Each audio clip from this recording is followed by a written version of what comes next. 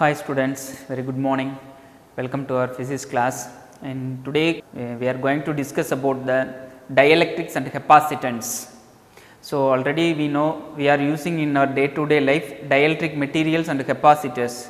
So, dielectric materials are nothing but dielectrics, non-conducting substances.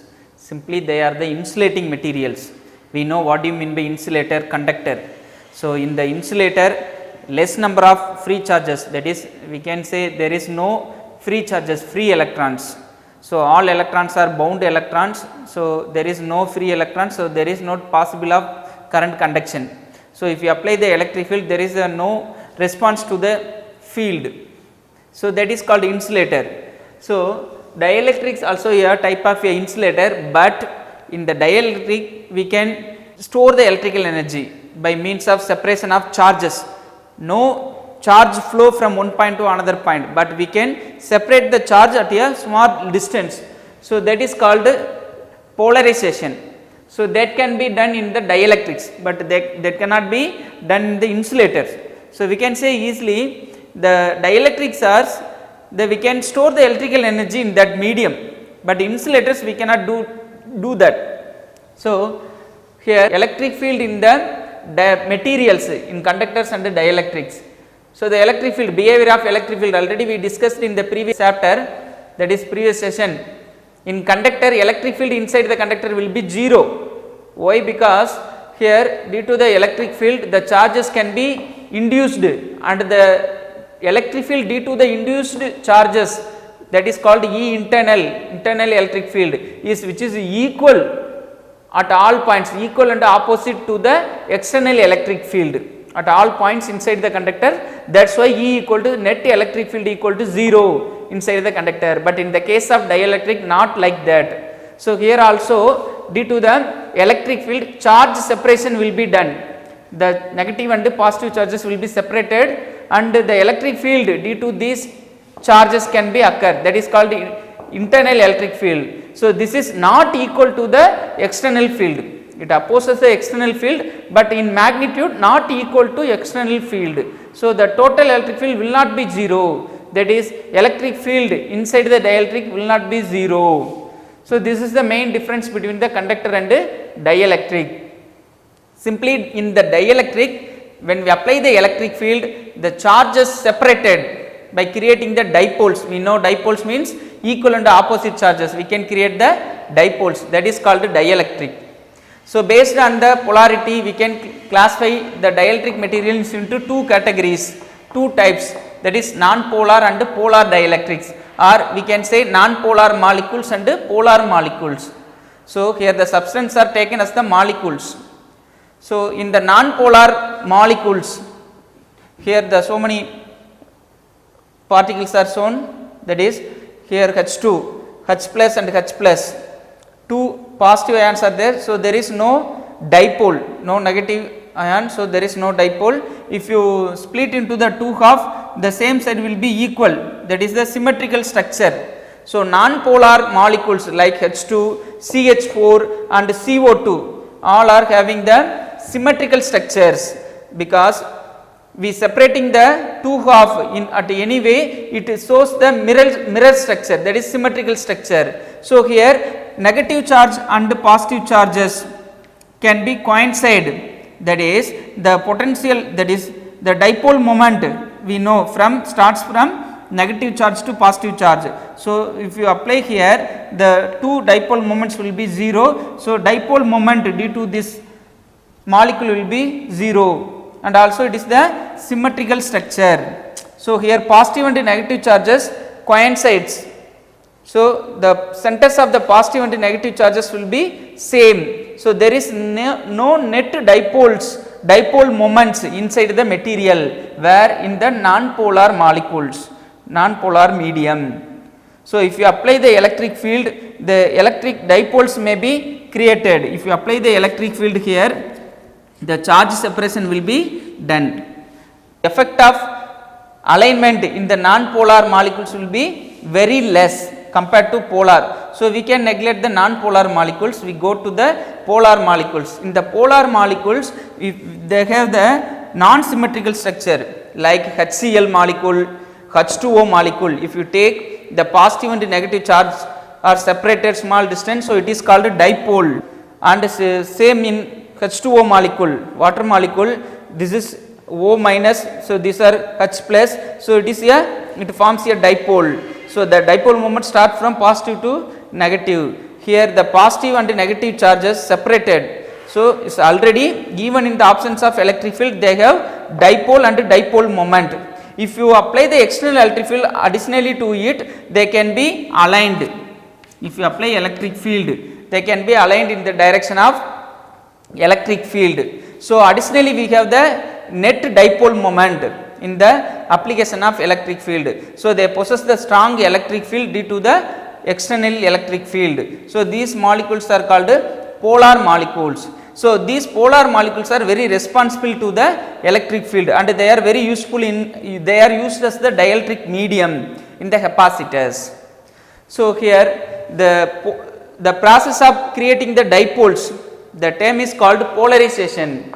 If you apply the electric field, the charges can be separated, their aligning will be there. So another way we can define it, dipole moment per unit volume of the substance.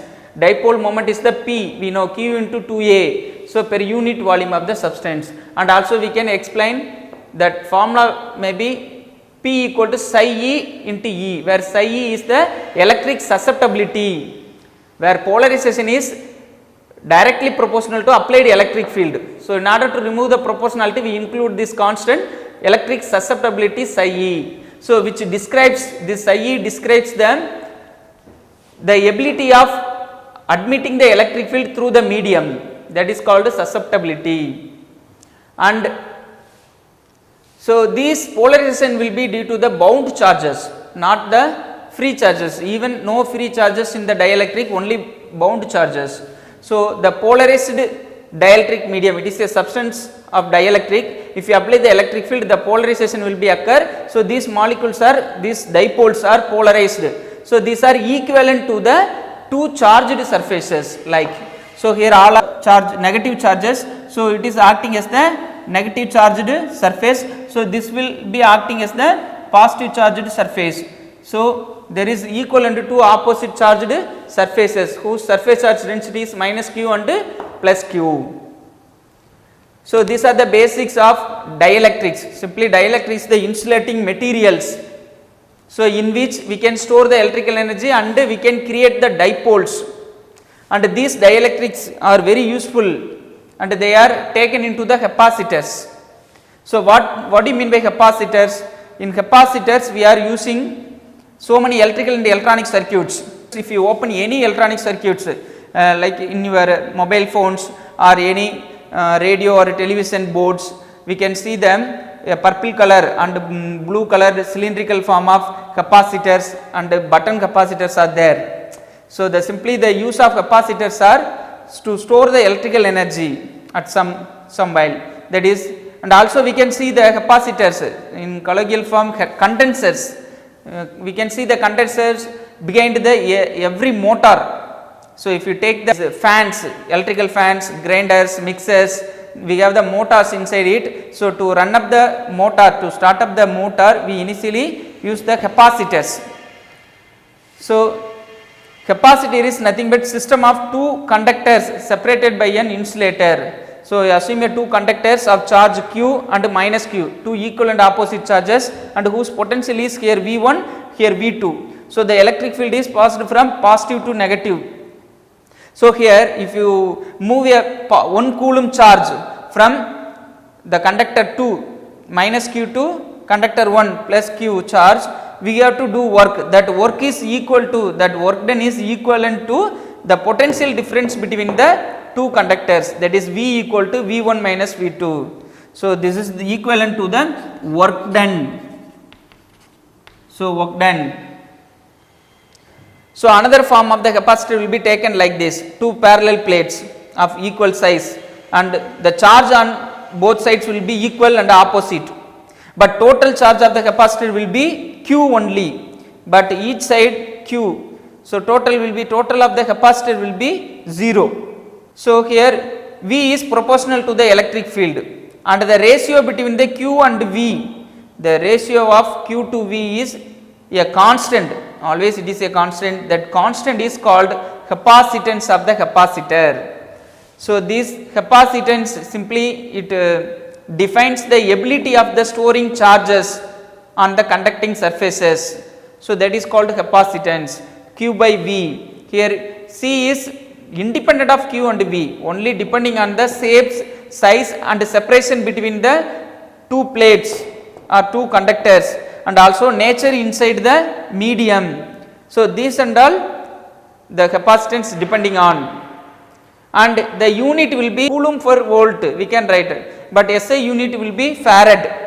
So, farad is named after the Michael Faraday scientist, and it is usually in the macroscopic, very big, that is like a coulomb, you know. So, coulomb is a macroscopic unit like that, and in practical purpose we are taking as microfarad, nanofarad, picofarad, where micro is 10 power minus 6, nano 10 to the power minus 9, pico means 10 to the power minus 12 farad. Here the parallel plate capacitor we have. So, in this session we are going to derive the capacitance of the parallel plate capacitor.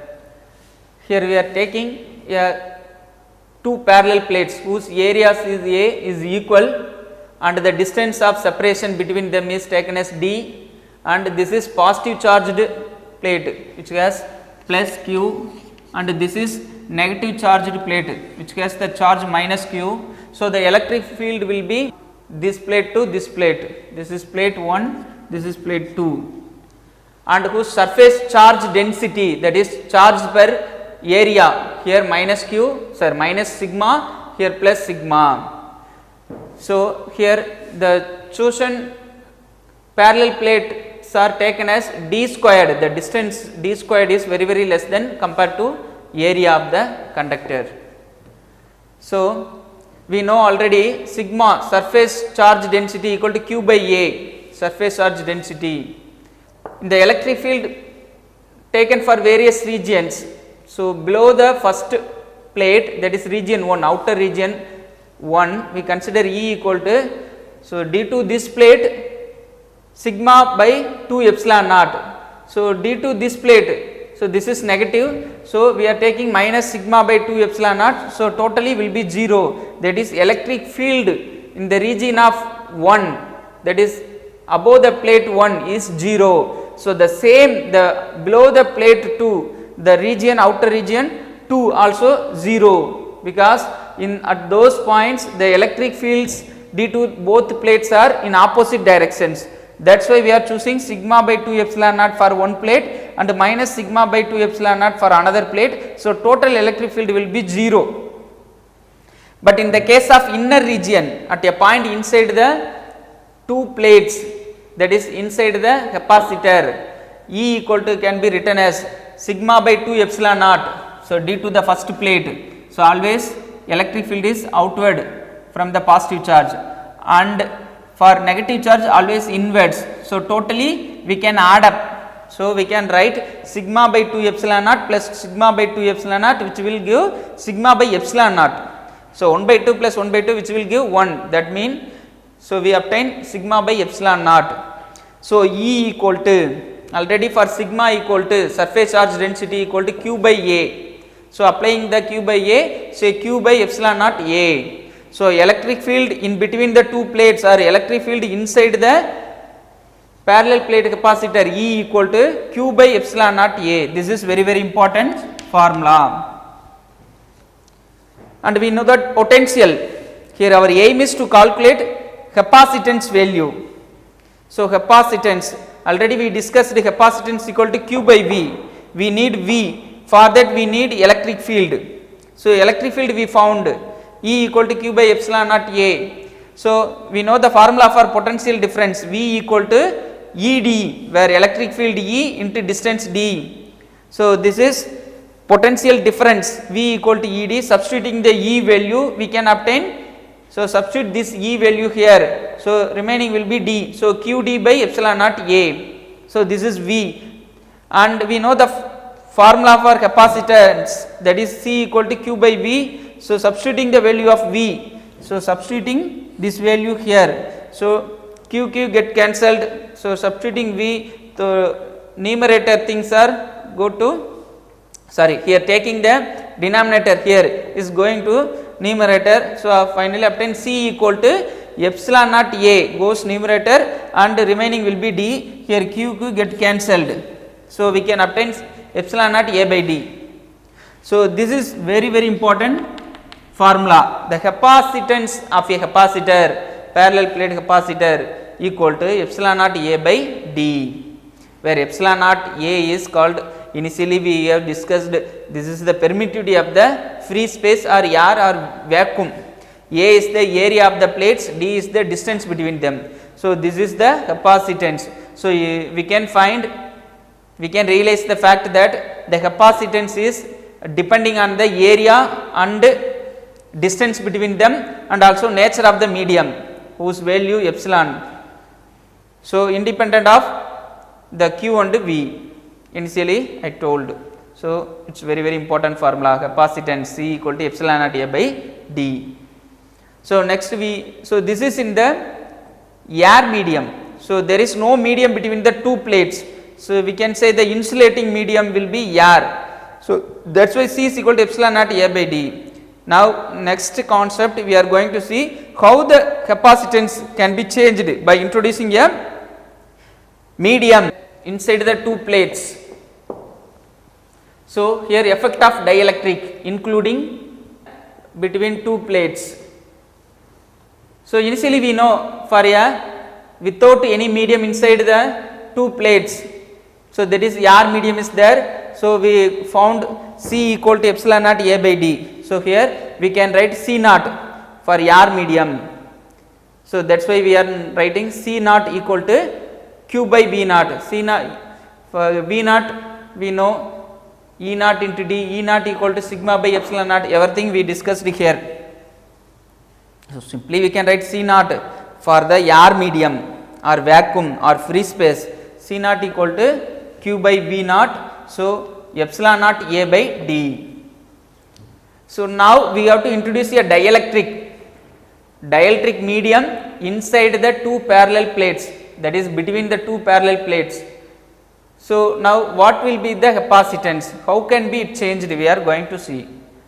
So now initially, so due to the surface charge density we know 2 here, plate 1 here plus Q and minus Q, and due to the plus Q here minus QP, minus charges, negative charges will be induced and those surface charge density will be minus sigma P. Similarly here due to the negative charges here positive charges will be induced.